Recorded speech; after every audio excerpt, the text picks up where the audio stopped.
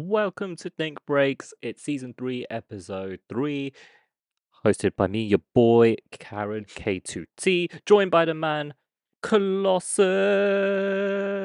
Woo! And joining us, a black screen. Yeah, mate. Yeah, so I mean, the name's still there's there. already a name there, but I don't care, right? Look, the audio listeners have no idea. It's just a black screen to them. But It's grand reveal. yeah, we are joined today by our old boss. Our old boss. Man like Jack Echo Motion. Look at that. Look at that pretty fine. face. Hello. That's the first It's time we've finally seen your happened. face on Think Breaks now. Ever. Ever.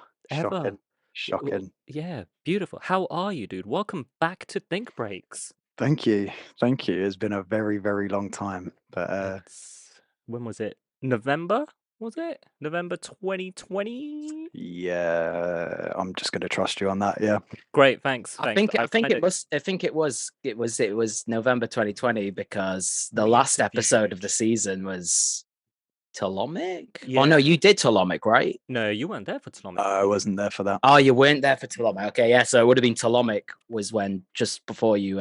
So you left Died. with Jesus. It was what Neil's NHN's episode that you last came on. Oh yeah, of course, man. Yeah, sure. Yeah, The infamous parrot. the parrot and the microwave. Don't forget the microwave. But yeah, no. How are we both, gentlemen? Are we good? Yeah, man. Grand. Very good. Very good. I mean, it's been a while since we've done a podcast because, I mean, listeners at home and viewers watching us live right now, we are live on Twitch, twitch.tv/thinkbreaks. It is the 15th of July when we are recording this. And the last time we did an episode was... a long time ago. Yeah, mate. I'm not going to lie. I can't even remember what the last episode was. But yeah, it's good to be back. It's good to be back. We were kind of sticking to our promise of not being consistent. That's like the weirdest promise. Hey, by the way, we promise we're not going to give you good content. But we did say that when it was right to do an episode would come. So as it turns out, now seems the right time to do an episode, really. Yeah. And yeah, I mean, it's been a while, so I have to ask, what have you guys been up to? What's been new in your worlds? Oh, well, I've got a fair few things to talk about. So do you want me to wait or should I just get stuck in with that first or what? I think we should let Boss Man go first, you know? Yeah, on the spot. Yeah, you know what? I'm going to do this in this entire episode. We're just going to put Jack on the spot for everything. I wouldn't expect any less. That's exactly, fine. Dude. Exactly.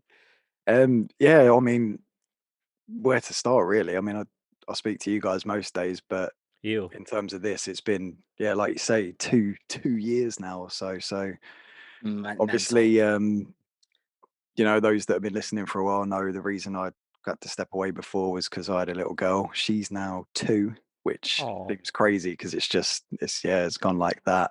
That blows my mind, dude. Because I remember seeing a picture of her the other day, and I was like, "Oh my god, she's a little person now." Yeah, I mean, she's like transcended from baby to actual person, running about and all that.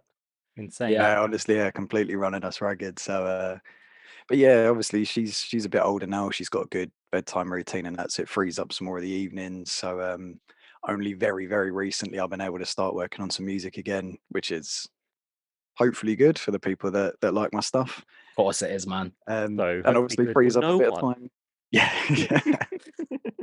But yeah, frees up a bit of time for this as well. So hopefully this isn't a one-off. I can start joining you guys semi-regularly for stuff like this. Yeah, and I've got to say, right, because I mean, I know we said it on the episode, you know, the one that you weren't there for when we interviewed Tolomic, and we were all saying, like, you know, you're going to be missed, and like, it's been so much fun recording. It's so nice to actually have you back. And thank you. I mean, I know you and we did a stream last week playing Fall Guys and stuff, but it's very don't nice rub it in, guys. Sorry, but it's very nice to just hear your voice in a call rather than us just voice noting. You know what I mean? Rather than just swearing at random people. Yeah. You know. Yeah. It feels like, you know, this is vibes. No, I appreciate you guys having me back on. It's good fun. It's always good fun. Yes. So yeah, anything else you've been up to apart from child? No, I mean, just life really. Work's been busy. I've still been running the labels. And if anything, they've kind of taken up all my time, hence the other stuff kind of stopping, but they're in a good place now. I do just want to say as well, obviously got in from work today, chucked my clothes off. Could not for the life of me find I've got some basics tops that I've worn on like previous things, and that could not for the life of me find my one that I normally wear, but I know I've got a couple because Karan, I owe you one. Yes, you do. Put one on, it don't fit anymore. Mate, I was like, you've just reminded me. I'm not wearing mine. I usually always wear it for a you full do, release. yeah. I have a basic sweatshirt. There is no way I'm wearing a sweatshirt today. The heat is too No much for way. this. The heat is too much for this. I'll show you what I am wearing though. It's no baselines on a dead planet. Yeah, there you go. They Mr. Scruff special. Obviously, our video listeners won't be able to see the t-shirt, but I can confirm for you guys, it's a nice t-shirt. It's a good t-shirt, audio listeners. Maybe you should get over to YouTube and check it out. You know? We sound Give us some plays. well, so there we go. Lots of oi. nice t-shirts. Brown nose. What? What? No, whoa. No, don't take that out of context. Don't take that out of context. Okay, like I was like, how does that make sense? Yeah, Tobes, what have you been up to then? I mean, oh fucking hell. Well, I've been up to quite a few been up to quite a few things since our last stream, I suppose. I got myself over to Outlook UK for the day on the Friday. Yeah, I went on the Friday. It was pretty sick, to be fair. It was pretty good.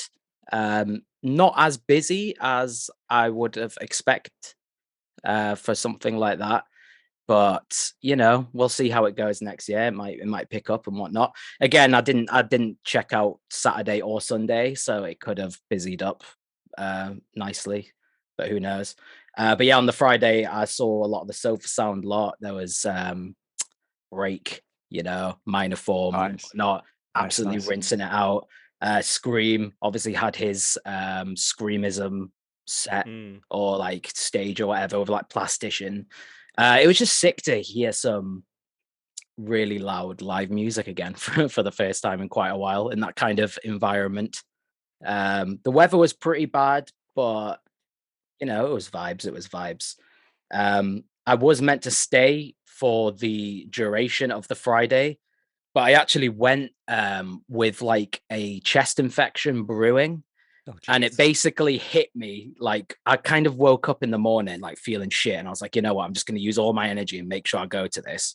I went, and literally about 9 o'clock at night, it just fucking hit me like a ton of bricks. So I unfortunately had to get myself home, and then I was recovering in bed for a couple of days after that. But it was really fun. It was really good stuff. Yeah. And then shortly after that, I've actually just been to Venice in Italy for a week for my dad's birthday. And yeah, it was absolute vibes. I don't know if you guys have heard of the Venice Biennale. It's like a arts festival type thing. So I have. Yeah, so it's like this big arts festival, and they have different pavilions that are like different countries. Each pavilion's like a different country with like kind of selected artists from that country. And they have like loads of stuff scattered around the city. So it's almost like you kind of explore around the city and find all these different pavilions and check the art out and stuff.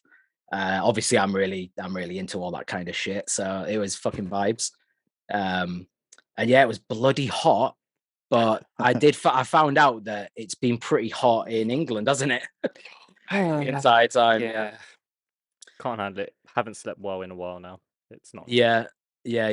It's that's the thing, when it gets that hot in England, it's that like really disgusting muggy heat, isn't it? Yeah. Where it's like it doesn't have anywhere to go, so you're just sat there kind of sweating your nut off, and just the sweat isn't evaporating, and you're there just a soaking mess all day.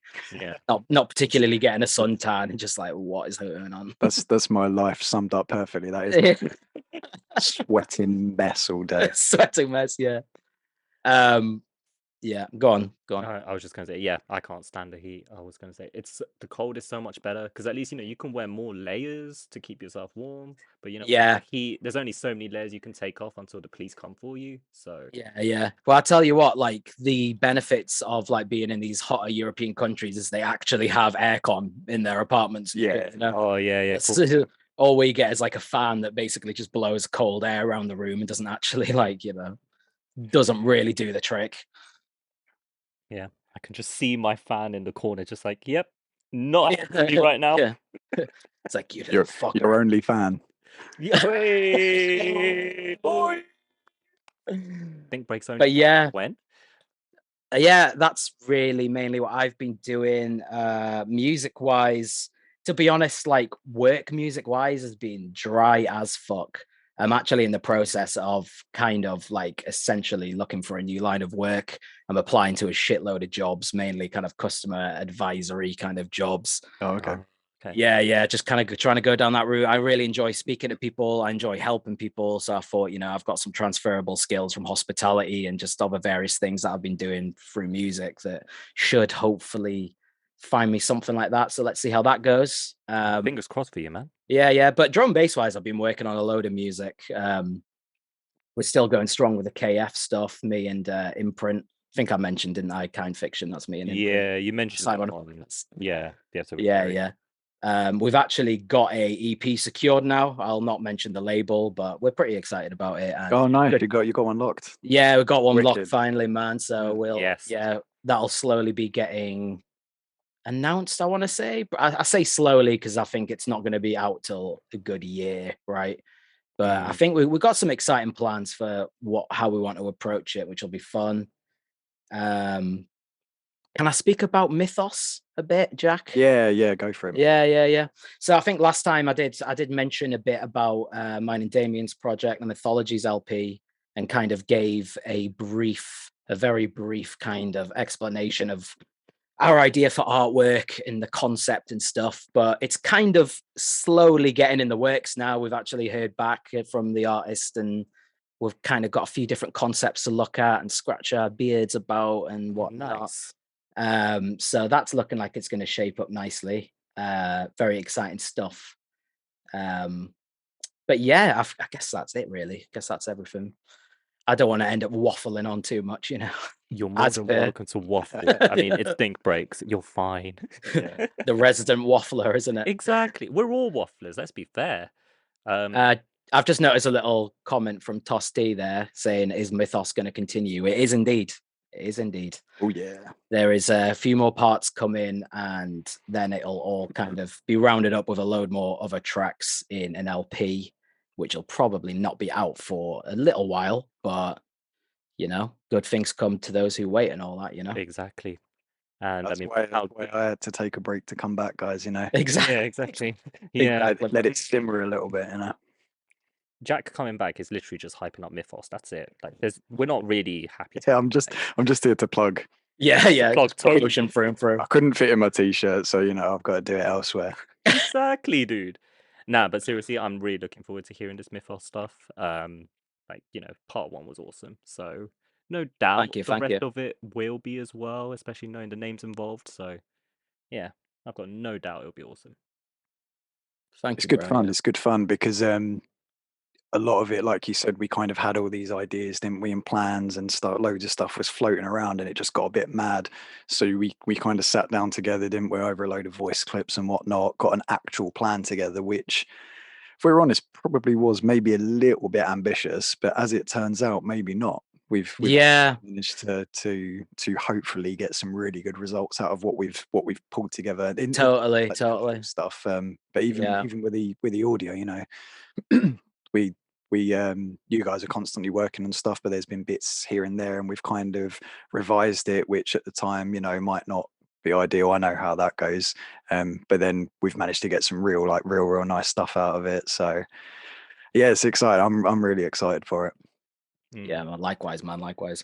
Those are the kind of projects that you get excited about. When you get to sit together and actually talk about it. You see it from start to end and so on, and it's a very exciting process seeing like an actual Because, like, you know, you get your standard like releases, like, you know, a single, an EP. This is an actual passion project, you know, a proper. Yeah, so I'm about to say, man, baby as such. You can't beat a bit of like project development, you know, yeah, like not rushing something too much and just having it kind of like simmer and then come back to it and kind of expand on that. Because sometimes it's like, I know we always say this, but it's so easy just to rush music and get it out as quick as possible. But sometimes sitting on an idea and coming back to it and refining it and then just tweaking little things, be it artwork, be it even like track names and stuff like that. Yeah, it's like important to kind of really sit on it for quite a while. And you also end up having more of an attachment and a love for it to make it, you know, the very best it can be, you know? Yeah, totally. As opposed to like, yeah, it's done. All right, let's go to the next one. Yeah. I think so. I mean, I'm really particularly guilty of sort of starting something, getting mad hype about it, and then just it needs to be out. I need people to hear this, you know. Yeah. But Toby's right on the occasions where I have sort of sat and waited, or if I've worked with a label and I've had to wait a while, and then it's getting closer to release, then I listen again and think, actually, give me some more time. I'm going to tweak this. I'm going to sort it out. And it is. You're right. It is always better. It's just when you've, like you say, when something's like you're passionate about something, you've poured your heart and your soul into it. You don't want to wait. You just want to like. Oh, totally, you man. Want people to hear it. You want people to get excited with you. Yeah.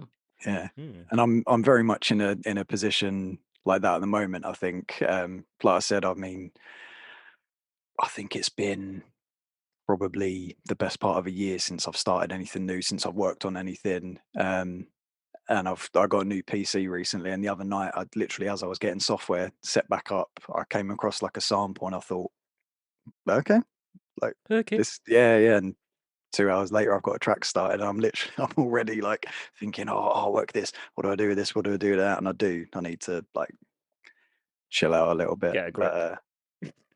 Yeah. Yeah, just get a grip. Yeah. It's good. It's nice. It's nice to have something to be excited about in terms of my own stuff, because I see so much stuff come through the labels, and that will still always be like my priority, but also like my number one passion. But it's nice to have some of my own stuff to get excited about again. Yeah, definitely. Because it's like, you know, this is a part of me. This is a part of me I would like to share with people, sort of thing. I can do it too. Yeah, please, validate me. It's like, I don't know if you two have seen Always Sunny, but you know that sweet D there. Tell me I'm good. Tell me I'm good. Tell me I'm good. Tell me I'm good. So that is just music production. Every producer in a nutshell. Yeah, exactly. Oh, nice, man. But one thing, so I mean, I've spoke to you guys kind of individually and together about this at length, but one thing I'm really exploring the idea of, and probably will go with, now that I'm writing some stuff again, is actually self-releasing it. Yeah. Oh yeah. You were we talked about this the other day, didn't we? I mean, I don't know how deep you guys want to go in this conversation, but there's tons of reasons. A lot of kind of disillusionment with, you know, past experiences in the scene and that. But like, you know, like you was just saying with kind of the creative control and that, I really like the idea of having just complete start to finish control over that, and not even necessarily doing everything myself as a like from a control freak point of view, because I am a little bit, but that's one thing I'm really kind of considering going forward. Like Toby, I know you've done it in the past. I just at the minute I see so much more merit, and it's weird because I know a lot of guys kind of will actually start up writing their own stuff, self-releasing it, and then go on to labels. But I'm almost kind of doing it the other way around, and I think I've used the labels I've worked with to get a bit of a backing behind me, if you will, a few fans, people that like my stuff, and I feel like now I'm in a position where I can put something out and still hopefully actually get a bit of a response to that. So no, that's a really good point you make, to be fair. Like, you can literally use the kind of resources and the kind of like knowledge that you've learned through doing your label and apply it to like self-releasing, you know, and exactly knowing who to send it to, knowing the kind of moves to make as well. How to promote, who to talk to. Plus, exactly. has its own cachet to it anyway. So, and it's like obviously self-releasing like clearly can work quite well. You know, 100%. Like there's plenty of artists that do it and whatnot. Have you ever considered doing a Patreon? I have, but the main thing for me, as with anything else in my life, is just time. It's the time, man. Yeah. If I committed to something like that, I would want to know that I'm really supplying these guys what they're paying for on a monthly basis. And if I ever fell short, like the guilt would just kind of ruin me. And it's almost like you need to have like half a year to a year's worth of content kind of ready. Yeah. So then you're never playing catch up. You're always one step ahead, if you know what I mean, and like always making something for the following 6 months or whatever. Yeah. But it's just time, isn't it? It's time. Like we can't do drum and bass as a full-time job. It's like a very rare thing for anyone to successfully make drum bass as a full-time job. There are some exceptions, but yeah, we got to live in reality sometimes. I'm just gonna bring up something in chat, which Jack, I think you and I will be able to kind of explain quite well, but we've got a question here. Okay. Well, I say question, more statements. I still don't get why you would self-release if you literally have your own label. And I know both of us have got particular viewpoints about this that we agree on, but do you want to go first? Sure, yeah. I mean, there's a couple of reasons. The biggest thing for me is that I find it very difficult to be objective about my own stuff. Yep. So I like to think that we have quite a high, I don't want to say quality thresholds on basics, but we are quite particular about what we sign. And I think as soon as I'm writing my own stuff, that kind of objectivity of how good is this in the scene, how good is this compared to this person or that person, completely goes out the window. I do not have that objectivity over my own stuff because I've written it. If I like it and if I like it enough and I think the mix stands up, I'll send it to a label. I'll put it out myself. But that completely goes out the window for me with the label. And then the other side of it is, kind of linked to that is, again, like I just said, we're quite specific about what we take on, and I just can't tell if I play my own track. I can't tell whether it fits that style. It's. I think it is just that I completely lose all outside perspective on my own stuff. To the point where I wouldn't want it to come across like I'm just slinging stuff out on my own label because I have the label.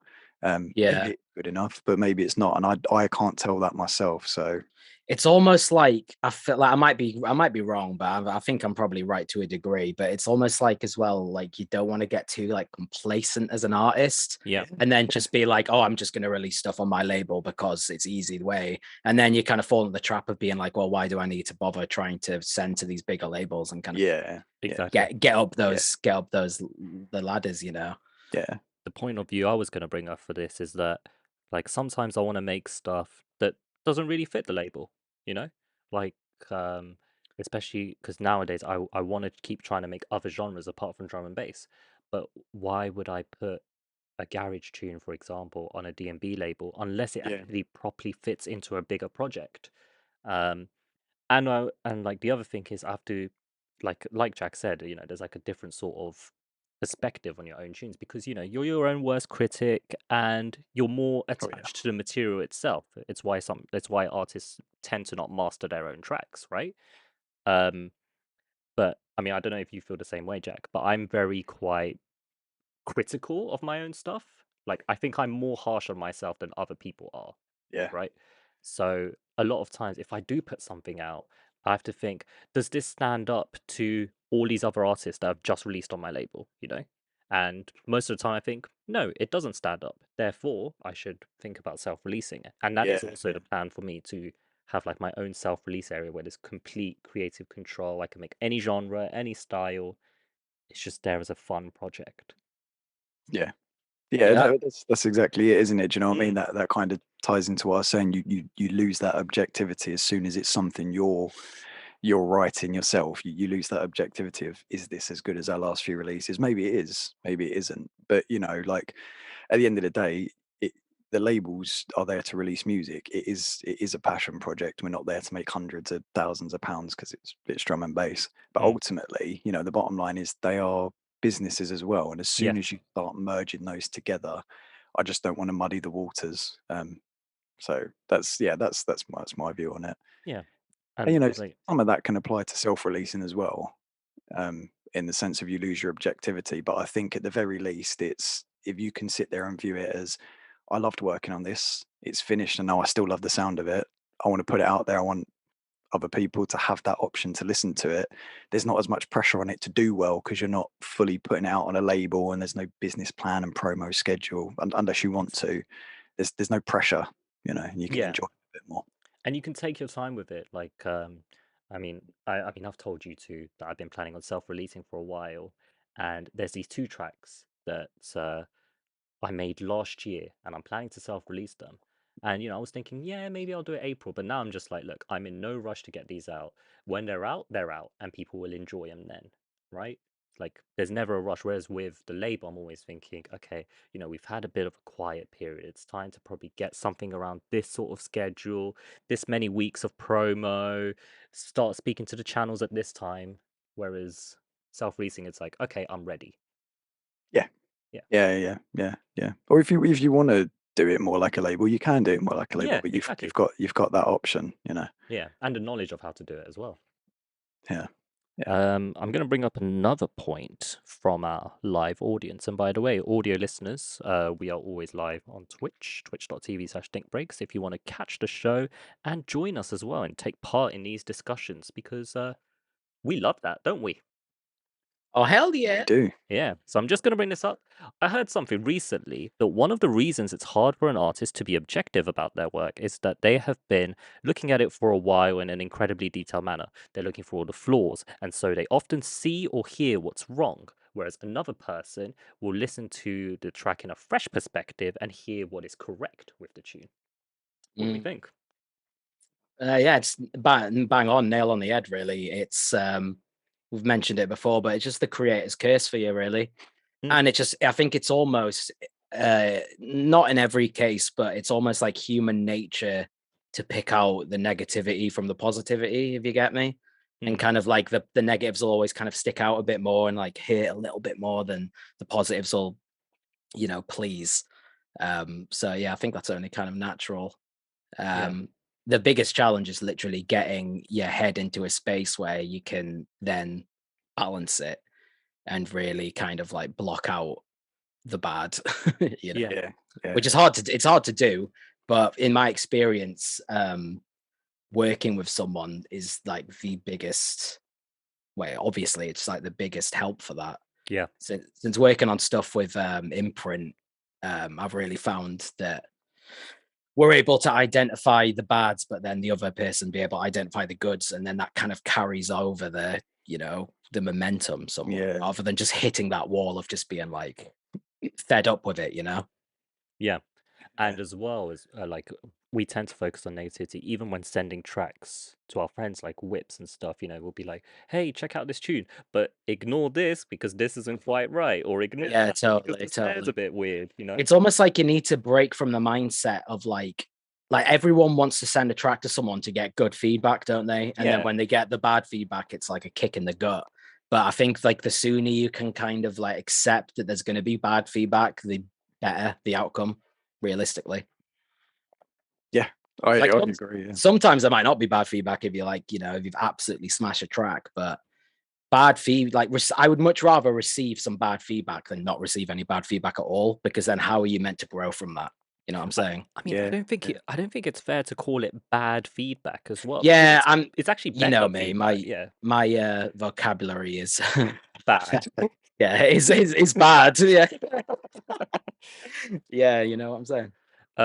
Another question actually, and Jack, I think this is a bit more loaded towards you, but Scalagrim here has asked, will or / would A&R help getting your own tracks on your own label? So if you had like your own A&R, well, you do have like an A&R team. So basically, Scow is saying, is it okay if I pick Echo Motion tunes for the label? I mean, short answer, yes.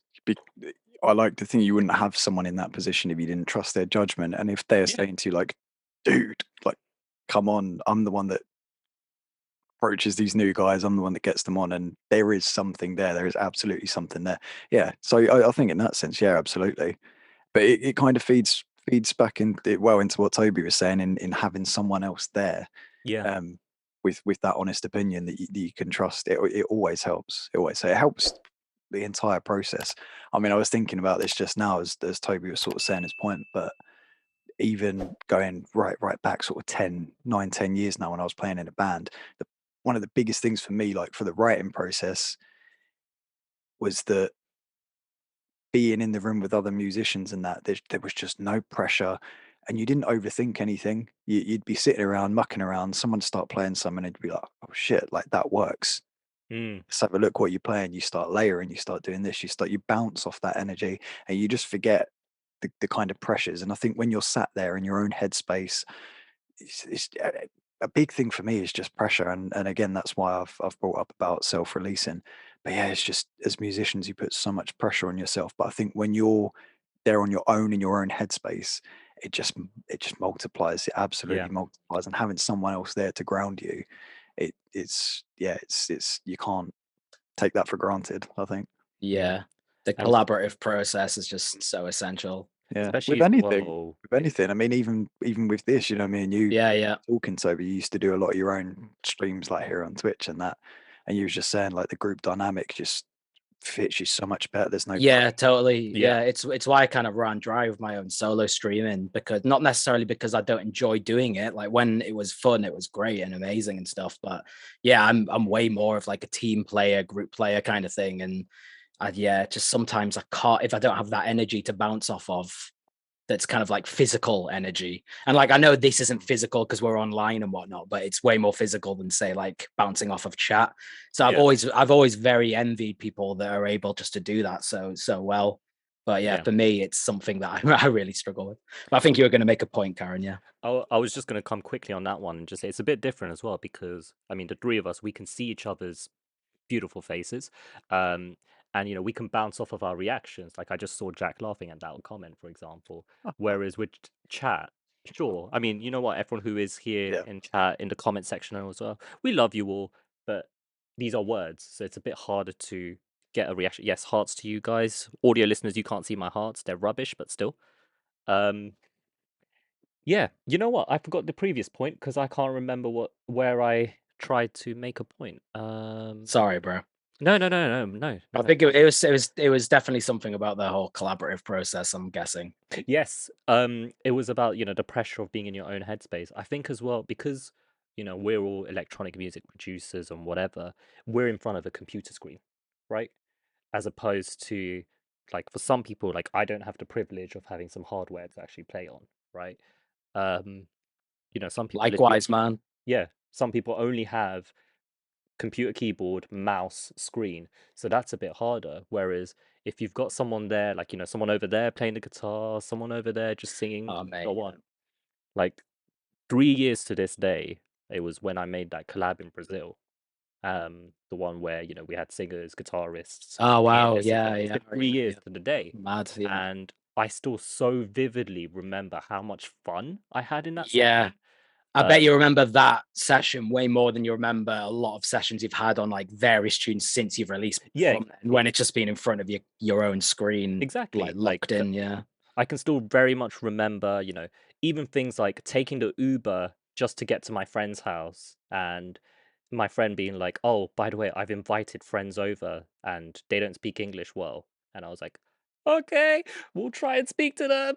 And like, I still remember this one guy, the guy who did the main vocal on the tune. He didn't speak any English. I didn't speak any Portuguese, right?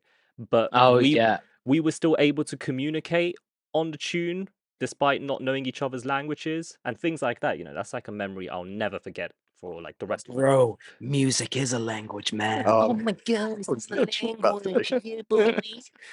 Music is a universal language. Yeah, exactly. Yeah. No, it's a very interesting point though. Yeah, exactly. And I mean, one day I hope that, you know, I can actually, I've met Jack before, but Toes, one day I hope I can actually meet you and we can actually make a tune together. Like we've made 2 tunes, but they were always over Zoom calls and stuff, right? And well, Jack, we should be soon, right? Yeah. Oh yeah, I still haven't sent you stems. I'm so sorry. But also that we might be meeting soon. Ooh. Yeah. Ooh. And yeah, for some reason, I think Jack might be coming along. Just I'll see how I feel on the day. Yeah, just like, oh, sorry, I'm gonna be sick that day. Don't worry. This man just predicting his own illness.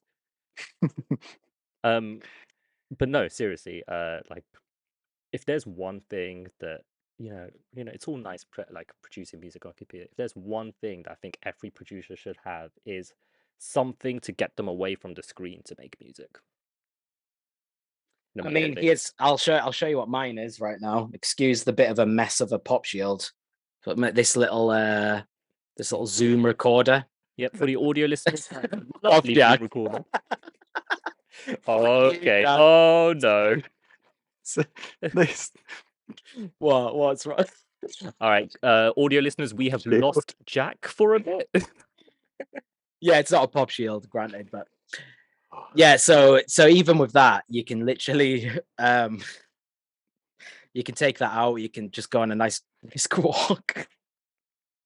And you can just record some sounds though. And like I've actually used a lot of the kind of stuff I've recorded out and about as like field recordings in tracks and stuff. And even just that is a good way just to kind of get a bit more practical if you don't have all of this, snazzy hardware and synths and whatnot. You don't need the snazzy stuff. You just need your brain. Yeah. That's but it's the most bluntest thing I've ever said. I'm so sorry. You just need you, bro. Yeah. Just need you. Creativity, man. But it's what we're talking about in terms of like being more kind of like practical with it, like more practical with like resources and whatnot. Because it really does help you kind of get out of that funk. Yeah. I think so. And again, it goes back to what I was saying a minute ago, where I think when you take yourself out of it, whether that's like you said, going for a walk with a recorder, or whether it's MIDI keyboard, or even if it's just, do you know what I mean? Anything, tapping on the desk, whatever you want to do. But I think taking yourself away from that boxed in environment, it removes that pressure, and it allows you to not overthink things, because I can say for certain that is my number one enemy with anything creative is overthinking it. And all of my best work, if you want to call it that, all of my best endeavors have been when I've just completely been in the moment and not sitting there overthinking it. Oh, do my drums sound as good as this guy? Oh, is this going to be dropped in a mix? Which label's going to pick this up? Oh, it's not exciting enough. I didn't write it. It's a sample. All of that shit, all of my best stuff's been when I've taken myself away from that and just had fun. Yeah, because all the stuff you mentioned doesn't really matter at the end of the day. Of course, it's a vibe. It's a vibe. If it's a vibe, people are going to play it regardless. Whether it be a sample or whatever. I mean, like if you look at it, people still play Mr. Majestic. How old is that tune now? 18 years maybe. 21. But it's the whole thing. Like, who cares about the mix? If the tune bangs, it bangs. Yeah. But yeah, no, I do like the whole thing about recording. I mean, I know this tune is not out, but I did a tune with good old KF Imprint. And like a lot of the Foley sounds is just my commute to work and so on. Oh yeah. That's cool. Like some of the bit of your journey and yeah, exactly. So like in the drums, one of the drum layers is actually me dropping my keys. Nice. So there's like a nice little sound from and it as well. That's totally unique. Like someone could have a very similar key dropping sample, but it won't be the exact same as that. Yeah, it's not my keys. That's what it is. It's yeah, like things like that. I think they just add little bits of character, Yeah, totally, mate. Thistle UK mentioned something quite good there, because I was obviously when I was talking about the whole field recording stuff. If you don't have a field recorder, just use your phone. Because to be honest, there are plenty of apps out there that work a treat. When I was in Italy, I didn't have my field recorder with me, but I did use my iPhone just to record some kind of like crickets and shit. Yeah, there was a nice. There was an Jack just trying not to crack up. It's just cracking me up, man. He tried so hard. I'm good, brother. He's gone for good. It's what you're drinking. I've got to ask, so for the audio listeners, Jack has been sipping away on some sort of drink, and our live audience have been curious. What is the drink? I think I'm sour beer, mate. It's a fucking sour beer. I think I'm mirrored, aren't I? It is. No, you're fine. Oh, okay. It is a blueberry maple sour beer. Oh, yeah. Mate, I fucking love a fucking sour beer, mate. This guy, what has happened to him? Wait, Toads, what are you? It's proper sour, though. It's proper sour. You guys were right in EastEnders, I swear to God. Oi! Phil! Shown! Get on me, poop! Jesus Christ. Oh, dear. Nice. Yeah. It is a lovely bit of kit. But yeah, phone recordings. Damien actually put me onto that a long time ago. I haven't done it in a while. Yeah, he told me about a smartphone app. And yeah, a similar sort of thing. I just record like little walks with a dog in the forest and stuff like that. It's just really, really nice to add little personal touches. And the funny thing is, a lot of people, unless you told them, they wouldn't pick up on it anyway. Yeah.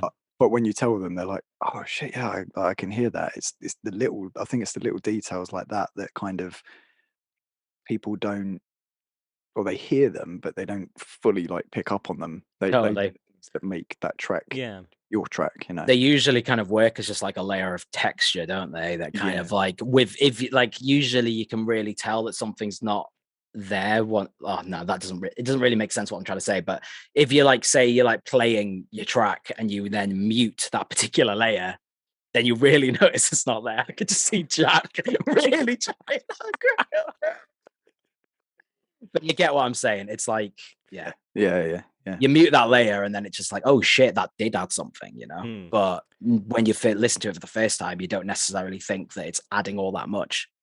It reminds me of a video, and it was the producer, The Count, who does like lo-fi sort of stuff, chill hoppy sort of stuff.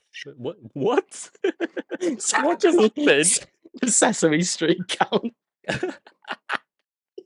One amen break. Yeah. Oh my God.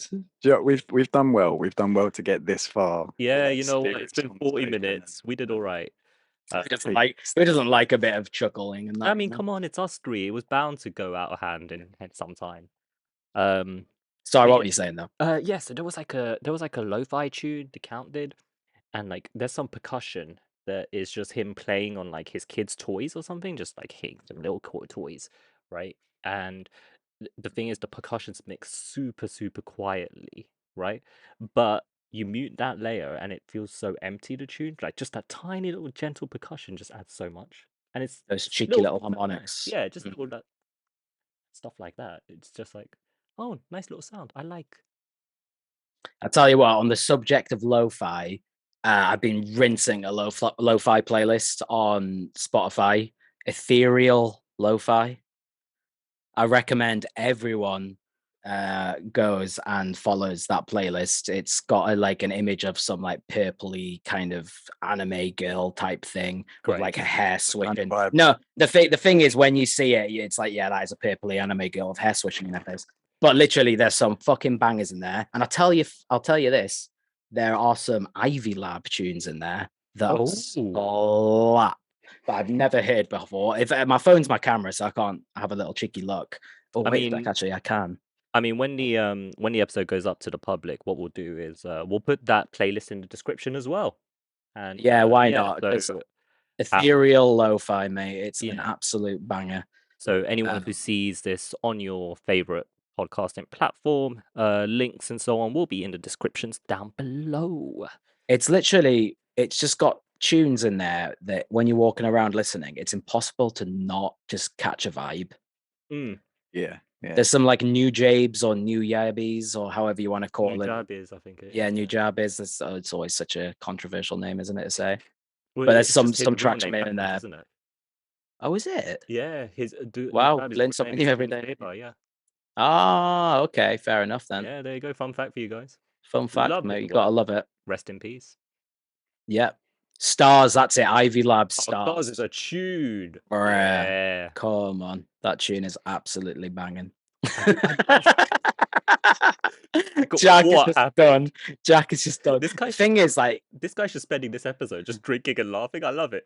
I know. do you know what I feel? It's almost like if we do manage to reunite more for these, it's going to be so much harder now because, like, when I first came on, when you were still involved, Jack, we hadn't really gotten to know each other as well as we have now.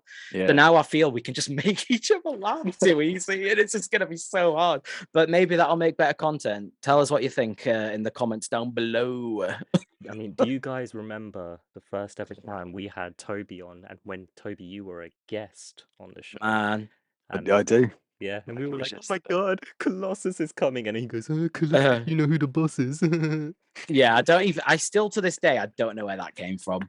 That was amazing. I just like, I hadn't planned it at all. It just came out of my head. And like in my head, I was like, why the fuck did I just say that? But all three of you kind of just burst into laughing, which is always great. You might like to know that our chat think that Toby laughing is always a vibe. So yeah. Hey, well, that's good. I thought you were literally just gonna go ha ha ha just in front of the chat. It's better than him crying, isn't it? I guess. Yeah, I mean, I don't know. Yeah. I'd rather watch Toby cry. Wow, that's a bit much.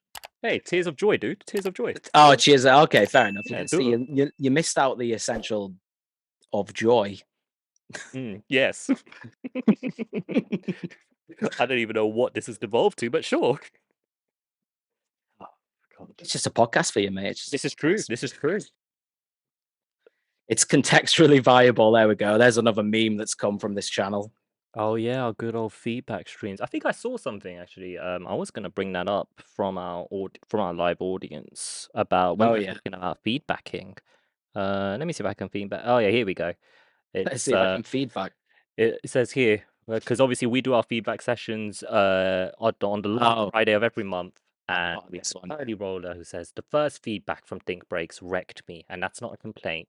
It was delivered properly and in the best way possible, but it was hard. I'm glad for it. Ultimately, the best thing, and it's true, you know. Oh, sorry, Tobes, were you about to? No, sorry. You just got out for me for a second. Jittered. Weirdly, yeah, you jittered. Oh, I always jitter. Yeah. It's K2 jitter. Jitter 2. Sorry, that was awful. That was awful. All right, see you later, Jack. Bye. Anyway, but it's a good point. It's a good point because, like, you know, it does hurt to hear. I'll let you into a secret, Curly, which will probably make you feel a lot better. The first time I put a tune into Think Breaks, it was actually a very, very poorly produced, poorly mixed draft, and it got torn to shreds. And like literally, I was butthurt by it to fuck. But it then developed into a completely different track. I took all of that feedback and kind of like leveled it up, ended up getting it signed, and now it's a tune that's done reasonably okay, I think, and I'm happy that it's gone out there. So yeah. Sometimes you kind of need to experience that proper like heart-wrenching, like shit moment. Yeah. To then kind of bet yourself and like level yourself up, really. Yeah, because it's good. It's good you recognize that and did that. It's good on you. I think as well, if you're only going to get people who sort of, blow smoke up your ass, so to say, it's a bit harder to. I know I didn't expect to say that line really. It's a bit hard to improve yourself more because no one's really telling you where you can improve. You know, like I know, like maybe last year or so, like I think Jack, you mentioned something where like my next step could be to sort of like work on my drums and so on. And then that's what I did. Now I think they're better. Fucking hell, Jack. A bit savage. The rest of it suck. No, it's like Karan, mate. No, Karan, mate. I'm not being fucking funny, but your drums are fucking awful, mate. Thing is, though, he was. It wasn't as vague as. He was totally right. Work on your drums, son. Yeah, I mean, to be fair, if I do send Jack something, he'll be like, "Nah, don't want to listen." So I'm like, "Okay, fine." Yeah, fine. Only on a Thursday. Only on a Thursday. That's right. Yeah, I don't even know why it's only on a Thursday that I'll listen to Jack's stuff, but it just is. It just is. No, it's very true though. Toby makes a good point. I was really bad. Like, but the thing is, I just wouldn't ask for feedback because I knew that I couldn't take what came back. And the first few where sort of I got comments, I just thought, "Fuck off, mate. That's no." And no, I am God. Actually, you kind of listen back and think, yeah, maybe they had something. But it is also worth knowing. I will say, it is also worth knowing that at the end of the day, these feedback sessions, when you send to your mates, when you send to big name DJs, everyone's feedback, it is only their opinion. And there might be technicals that you can work on. There might also be other stuff where, like, compositionally, I think you should do this. And actually, sometimes a big thing for me was kind of knowing when to respectfully listen and take it on board. I actually think no, I like what I've done. Yeah, it's like identifying between subjective and objective feedback, totally, right? Objective feedback just being like technicals, where it's just like you can disagree with it, but it's just like, no, that kick drum like has got a horrible frequency in it. That isn't a good frequency that's in that. But then a subjective would be, like you say, arrangement or a particular motif, you know. Yeah. Like I sometimes get the comment where, because I always try and do the whole thing where my second drop feels like a progression of the first and all that sort of thing, but I'll often get a comment where it's like, your second drop is better than the first. I think the second drop should come first and the first should come second. But those are the ones that you sometimes don't listen to. Because when I think about it, I'm like, but that's not exactly a progression. Instead, it starts getting more and more minimal in a way. Because I always think about it in like, not to say I'm like an orchestral producer or whatever, but I kind of think of it as like an orchestral composition. Things get grander and grander as things go on. Right. And new elements, motifs get introduced. Whereas I'm not used to this thing of like the first drop has to be like this mad DJ friendly madness thing, and the second drop is just like a stripped back thing. Yeah, I think there's context to be had as well, because it completely depends what you're going for, and there is a harsh reality in the sense that a lot of people, depending on how you release, going back to label, self-release, this, that, and the other, there is a harsh reality in it. A lot of people won't listen to that second drop, and I know that's kind of been banding around on the feedback sessions, and believe me, it's true. When I get promos, I get a lot. I don't have time. I skip to where I think it's going to be the good bit. If I like it, I'll listen more. But if that's not what you're going for, if I like to think that you will always have a few sort of hardcore fans that will listen to the whole thing first time all the way through. And if you want to convey what you feel, how you want to write that track, if that's how you want to do it and put it out like that, and you know that whether 3 people listen to it or 300, you don't care, that's how you want to convey the tune, then like stick with it. If you are going for something you want to smash a dance floor or whatever, and you really need to nail the technicals and it's too long, it needs to be shorter, take that on board. But it's like I say, it's an opinion at the end of the day, and depending on who's giving it, you might ask a DJ for feedback, someone who's DJing out all the time and produces stuff. They're going to give you feedback based on how that tune performs on the dance floor, realistically. And so you just take it all with a pinch of salt. It sounds a bit weird. Ooh, pinch of salt. Ooh, I'm blurring up a bit, but ooh. I was gonna say it's like the value. It sounds a bit harsh saying it, but like every person's feedback has got different value based on what you're going for. Yeah, cool. Yeah. Like you're not gonna go to someone who doesn't produce to get technicals on how does my snare sit in the mix, because they won't know. They just won't know. Yeah. Honestly, like the kind of feedback that you really want to get from someone who doesn't produce is just the vibe. Are you interested in the tune? Like literally, like in my experience, people that don't make music identify the vibe way more than actual producers will, because I'll be so caught up on listening to technicals. So vibe goes out the window almost, and they're just like, oh, I heard there's a slight frequency out of place there, and it's just like, fucking hell, mate, turn your fucking brain into a different mode of listening, for God's sake. That's always the weirdest, when you send like a 1-minute sketch and they're like, oh, make sure to tame that frequency at 600 hertz. I'm like, it's just a 1-minute sketch. It's like 10 minutes on this. Exactly. There was a video shared recently to a Discord. I mean, I can't remember which channel it is. Might have been Mike Kiss or BSA or one of those. But to cut it short, I think it was 10-15 minutes. But the guy was literally saying, like, a lot of time that you spend focusing on smaller elements in your tunes to get them perfect are things that no casual listener is ever going to pick up on, ever. And it's not to say don't work on them, don't focus on them, but don't get bent out of shape about them. Like, don't go into overdrive and this tune's shit, I'm putting it in the bin, this, that, and the other. And to give an example, his best performing track, or one of his best performing tracks, was a track that he lost the project file for. He said the mix to him was horrible. He was going to scrap it, and he thought, oh, do you know what? Like, fuck it, I'm going to put it out there. I'm going to self-release it, put it out there, and it smashed it. Nice. Yeah. It just goes to show, doesn't it? Like, really does. As long as you're doing what you want to do, as long as you're not overthinking it, as long as it's musical, as long as you're listening to the music and letting that guide you, and you're writing a piece of music and not just like kick snare need to be mono and tight and this, that, and the other, and blah, blah, blah, drum and bass shit. Yeah. People It's right though. It is right though. Yeah. People are going to enjoy it. Yeah. You know. Totally. Unless you are going for something super, super technical, in which case, yeah, fair enough. But I mean, that's what happened with context. us, didn't it, Jack? With our little remix collab where the project was lost, and yet people absolutely loved that remix we did together. Yeah. Yeah, and you know, got loads of plays, loads of people loved it, and so on. And it's just like surprising amount, yeah. And again, Yeah. it's not that we didn't believe in it. It's just it wasn't finished, so we were like, oh, shit, yeah, man. Like, it was close enough. Like it still was a full piece, but it wasn't like yeah. we were like, okay, look, this is the final mix down. But I still think it's good enough. I still think it slaps. So Yeah. yeah, because obviously it's Eddie Motion and Katudi. So come on.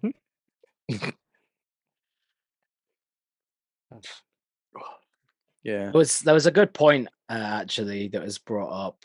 Let me see if I can find it. Yeah, I'll bring it up on the screen as well. Oh yeah, it's that Thistle UK again. It's that comment at 21:38, something really valuable in a feedback session. Yep. Have you found that one yet? Something really valuable in a feedback session to helping someone learn rather than ingest your opinion is phrase things as a question. So rather than saying this kick doesn't work, you'd say, I hear this in your tune. Do you think the kick works? Yeah, I think that's quite an interesting point, to be fair, and it's something that we could maybe try and implement a bit more in our feedback to make it sound a bit less kind of, you know, kind of dictatory almost. But it's a good point, I think. Yeah, Like, I think so. It's I mean, I don't get to attend the sort of feedback sessions so much anymore, but it is a really good point, and you see a lot of shit, man.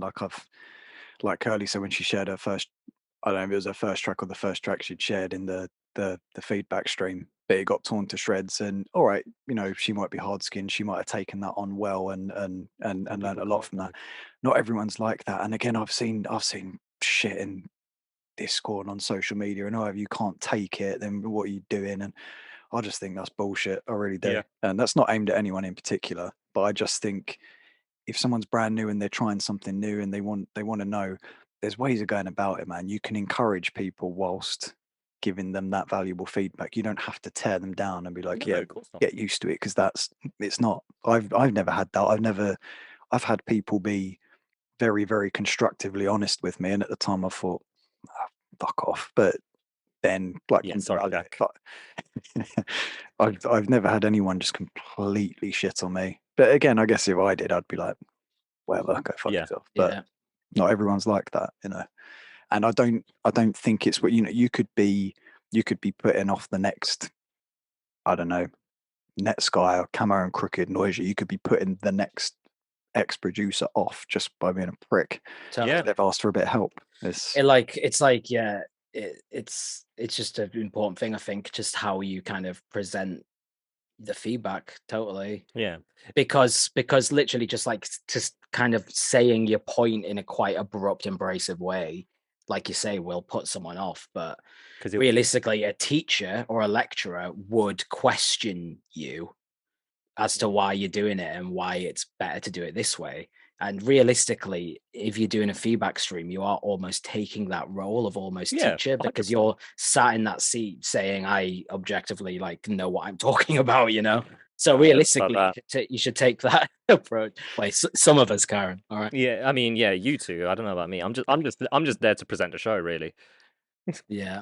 But so yeah, good point from Thistle. I think also it depends, like the way you feedback can also be like you kind of have to change how you feedback someone depending on their goals as well, because you know you get these people who they want to be the next Fidesz guy, they want to be the next Camo Cricket, and they say it publicly. So to those sort of people, you do sort of end up being a bit more like, you know, blunt with your feedback, as opposed to someone who's like, I made this because it made me happy, sort of thing. You know? Yeah. Totally. Yeah. Yeah. Well, we've been on a right little tangent, haven't we? Yeah, we have. Like isn't it? a good tangent. It's good, Yeah. man. It's been a while, like, because usually in the past we've kind of tried to formulate a bit of a structure and whatnot, but this has been like the first time we've kind of come into one of these, kind of going in blind almost and just going with the flow, and it seems to have worked out quite well. And we just brought Jack in to pin it all on him, really. So if Exactly, this episode yeah. is all his fault. Yeah. Yeah. And he shan't be coming back. But I have noticed, based on our little timer, that it has come up to the hour. And We can keep going on a little bit if you want, though. To be fair, I do have a cheeky little segment that we could potentially do. I've got some funny little stories, little throwback to one of our old segments anyway. But it looks like, audience, you guys get a little bit of a bonus. So in the past, what did we call it? Was it Who Do You Think? Yes, we had the game Who Do You Think, which we played a grand total of twice and won. Did we only play it twice? We only played it twice and won only once. The one where I won. We're such. No, I'm not even going to say what I was going to say. We're so bad at content. Yeah, thanks, pretty Jack, much. thanks. Yeah. I appreciate that, dude. Thank you, man. Always knew I could help you. We'll do a bit of a twist on it because normally with that it was 4 of us, wasn't it? And then 3 people kind of gave a statement, and one person was lying. Or was it one person was telling the truth, and then the other person had to identify which one was the truth teller? When you had to guess, it was one liar, and then when I had to guess, it was one. Yeah, we switched up. Truther. Well, in the spirit of not being consistent, we're going to switch it up again, and I'm going to give you 3 little statements that you can both kind of like delve into and ask me questions around, and you need to identify which one of these is the true story that has happened in my sad, pathetic little life. So none of them. Okay. Are we ready? Are we excited? Chat, play along as well. Discuss. Yes. So audience at home, make sure you play along, as if that's an order, but feel free to play along. They're already playing along. I've seen my name pop up, so it's either going to be abuse or yeah, of course. But so Jack and I will be teaming up to guess. Yeah, I mean, you can guess if you both sway to different answers, then I guess you can kind of like. No, Jack's my boy. Guess different ones. Fair enough. Jack's my boy. Only for tonight, though. Yeah, of course, yeah. Yeah, so 2 truths and 1 lie for people in chat who are asking. I thought you said 1 truth and 2 lies. Yeah, sorry, 2. Yeah, sorry, yeah. God damn it! This guy doesn't know his own content. The Jack Daniels has got to my head. Let's just put it that way. Okay. All right. Okay. Yeah, see, I lied. That was the lie. Okay, game over. All right. Okay, so first one. I actually have a bit of a bad back. All right. But I think you're lying. Right, no, but the reason why I actually do is it actually stemmed from a time that Goldie actually like jumped on my back and like forced me to give him a piggyback. Bro, what? Like, okay, laugh away. He gave me a piggyback in a nightclub smoking area. Right. Number 2 is me and George Comics once nearly got into a scrap.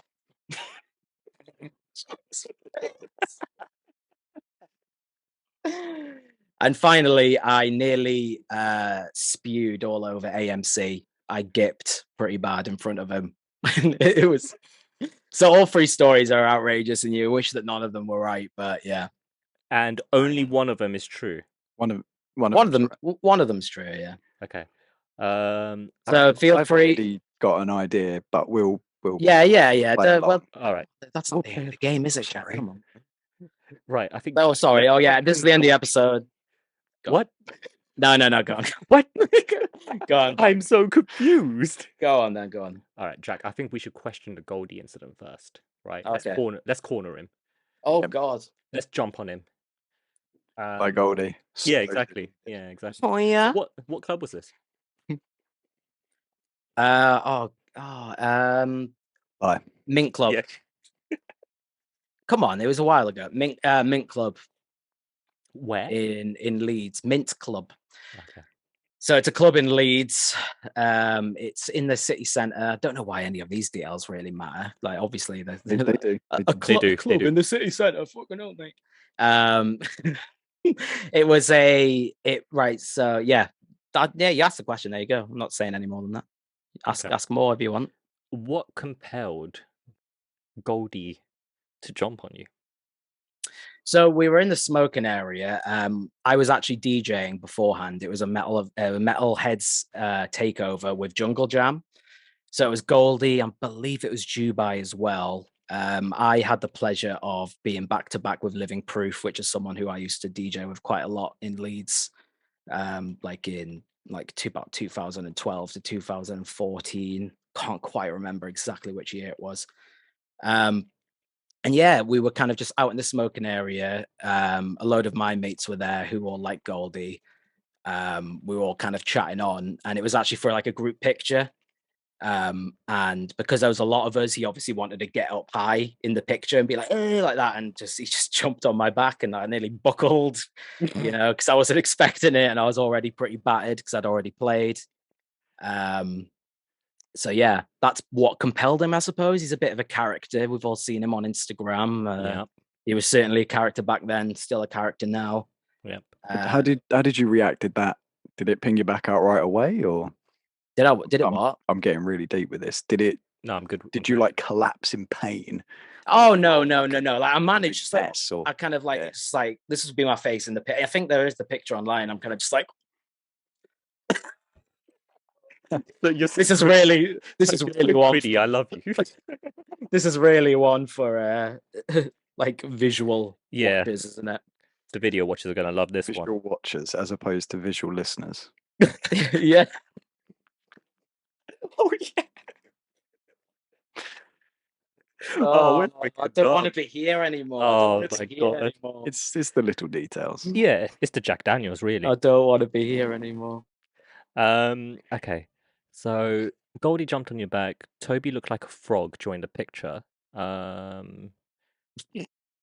my god, I've got something else we can talk about after this because you've just said that. Oh no. Happy to move on to the comics one. I don't feel like there's too much more. I think we can move on, right? Okay, so from that. Why were you about to fight George Comics, is it? Yeah, it was George from Comics, yeah. Okay, I don't know. So basically, I was blackout drunk. I was very fucking drunk, okay? And it was the promoter. It was also Jungle Jam. And the promoter kind of noticed that I was obviously trying to speak to George about something. I'd obviously approached him in the smoking area, being like a drunken lunatic that I am when I was like a young kind of. Have some of your water.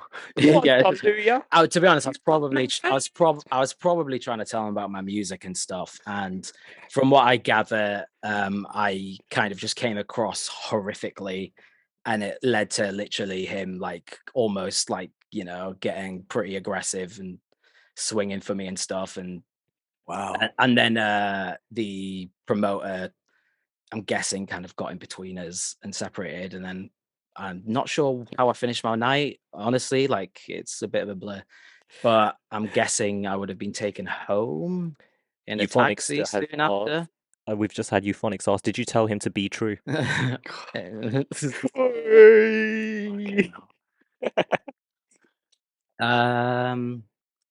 Yeah. Yeah. Nice. So was you not with anyone? Did you not have any mates there or any other DJs you were playing? You just kind of wandered off and decided. Oh, Jack, I don't have friends. Good point. I didn't want to. Yeah, I didn't want to really go down there, but I think I had mates there, but it was in the day where like everyone was kind of like always on pingers or getting a bit of gear in, and all that shit. So people probably off and about, whatnot. I don't know. I must have just gone out for a cig by myself in my state and then just been an absolute imbecile. And one thing led to the other. It's tricky because there's no more you can get out of that. There's not a lot more you can get out of that. Okay, and then you convenient, right? So you did puke or almost puked on AMC? I gipped, so it was like a bit of a it was like sick on my face, and I was like, I'll tell you what I was saying. I was going, "My name's Colossus, and I produce." My name is Jeff. Like my mate Ben Saar, always takes a piss out of me and always says that line to me. My name's Colossus, and I produce. Because apparently that is just what I was rambling on saying. And then obviously I'd said it one too many times, gipped, nearly spewed, and then had to literally just like dash to the corner and just literally spew my hoop. Did AMC notice this, or do you not know? Oh yeah. Like you were face to face with him, right? Like when you spoke. Oh yeah, I was like mid talking to him, trying to. And funnily enough, he did accept my email after that, and I sent him tracks, and then he played "What I Want" at Let It Roll Festival. I remember that. So yeah, there we go. So big up AMC, thank you for that, even though I was a complete dit. And I think AMC had some particularly nice words to say about you, didn't he? Yeah, he said his name Colossus. He produced. He attack. He protect. But most importantly, he product.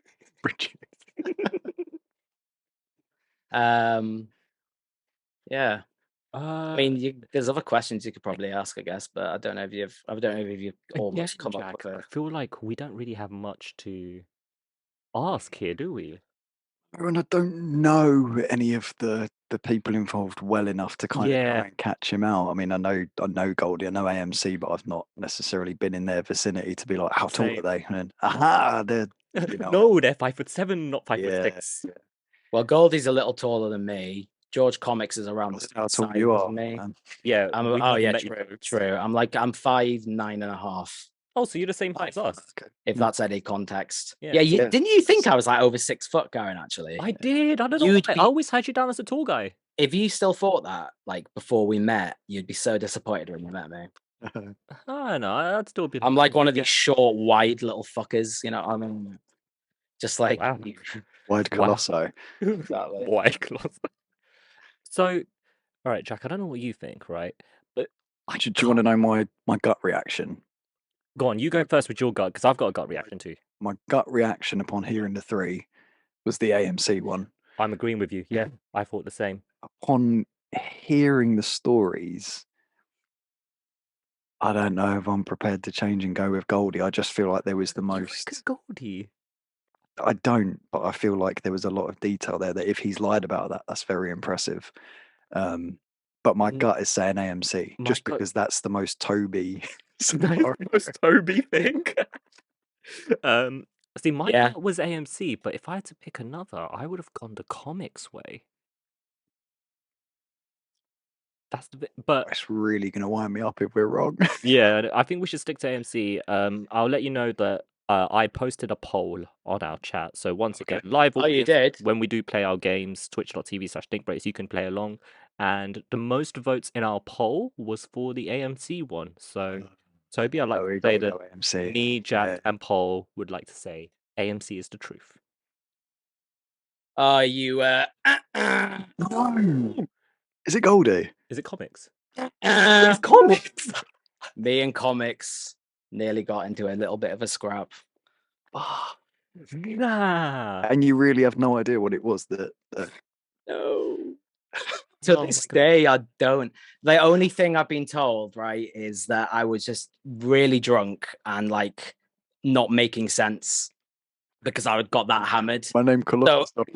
It was probably something on that line. So I was probably really trying to push to get an email or something, you know, to send beats over, and probably just like came over at a bad time. He might have been like in the middle of a deep conversation with someone or something.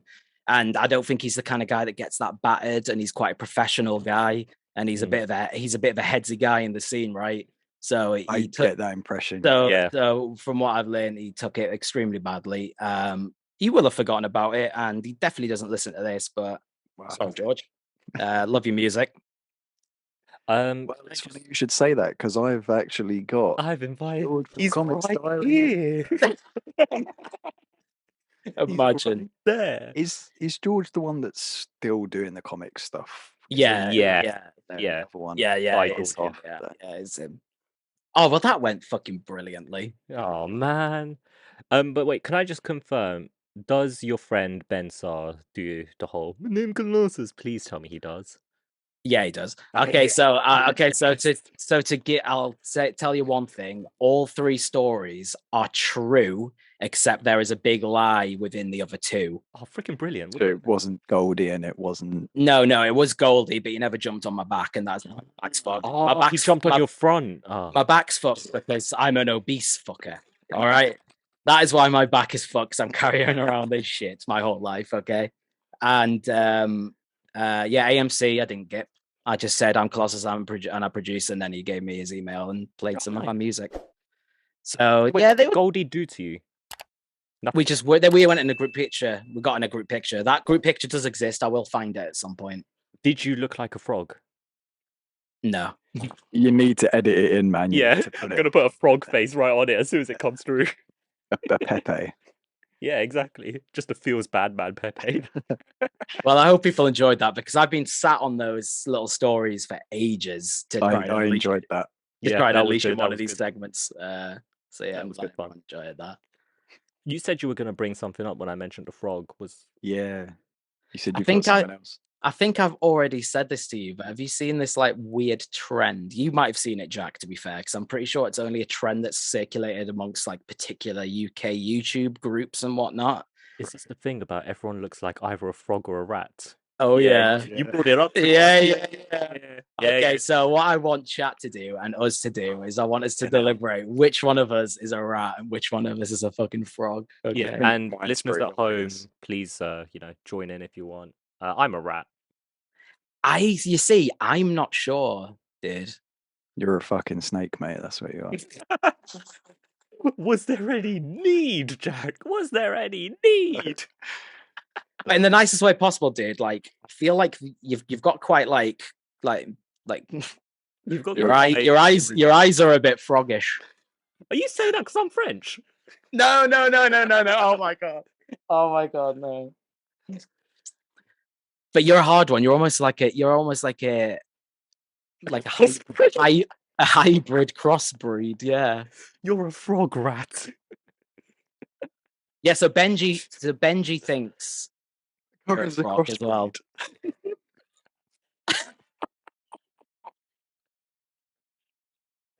Oh my god. No. So what is Jack then? Oh, Jack is 100%. I'm a rat. Yeah, Jack the rat. Jack's definitely a rat. But what am I then? Am I just straight up frog? Toby. Yeah. That's the you are 100% a frog. Yeah. You are 100%. What? Okay, I'm not gonna even ask why. But yeah, mate. I'm a toad. Mate, that's too far. That's too far, bruv. Toady, big up neighbours. Or was it home? Was that neighbours or home and away? Oh no! What one of them? It was. I don't have the answers. It was something. Ah dear. But yeah, I think that's a good time to wrap up the show. It feels really weird saying this, but Jack, do you just want to plug your socials before we leave the show? Yeah.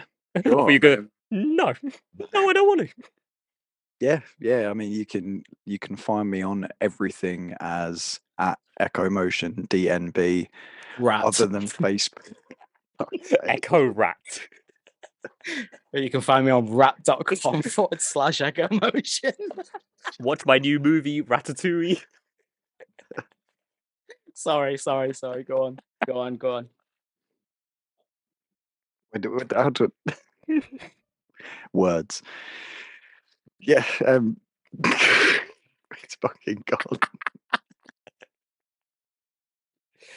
Oh man, I'm stopping now. Go on. Yeah, Echo Motion DNB on everything, other than Facebook, but I don't really use it, so don't bother. Pretty much. Nice. Do you want to plug Basics and Calibrate and anything special you can talk about that is coming soon or people should be excited about?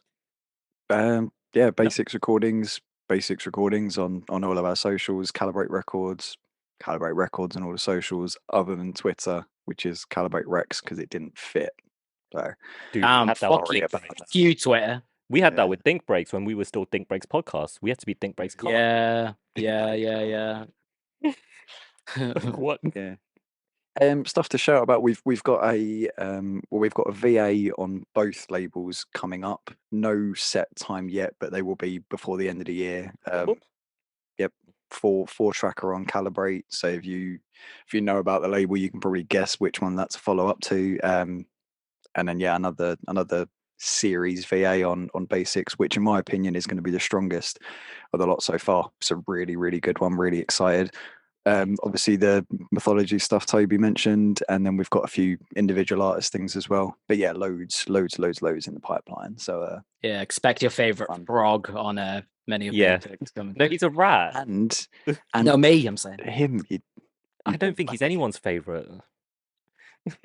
Get Rex on. Wow. Love you, man. Yeah, someone in chat as well also has a mix coming up on our mix series, Basics in the Mix. Very nice. It's beautiful. Stellar little mix coming up, so keep an eye out for that. Beautiful. Naughty bit of kit, that, mate. It's a stunning bit of kit, son. But yeah, no, that marks the episode. Live audience, thank you for watching and listening. Audio listeners, thank you for listening. Video listeners, video listeners, watchers, thank you. Creepers. Yeah, video watchers, thank you for watching. If you guys want to leave a review on this episode, it's podchaser.com/thinkbreakspodcast. It's podchaser.com/thinkbreakspodcast. On Spotify, please. Spotify, please. Spotify. Getting there on the internet. Oh, sorry. Any review helps, so make sure to go leave us a review. Anything helps us grow the show and make it more discoverable to other people. Spotify, if you are on the mobile app of Spotify, make sure to rate the podcast, and that will make it more discoverable for other people to enjoy your favorite show. We are live on Twitch. As I said earlier, we recorded this on the 15th of July in front of a live audience on twitch.tv/thinkbreaks. That's twitch.tv/thinkbreaks. You can catch myself, you can catch Toby, and we are pleased to say that Jack will be returning on a semi-regular basis. Join us for feedback streams, for community nights, for potential production streams, for potential DJ sets. There's all sorts of different shows that happen at Think Breaks, and make sure you jump in, get involved, and like you guys saw on the video version, maybe you'll see your chat messages appear on the screen below, and we'll discuss your points as well, which is always good fun. But apart from that, we've been Think Breaks, he's been Echo Motion, and you have been amazing, and we will see you all soon. Goodbye. Peace. That's it. We're in bed.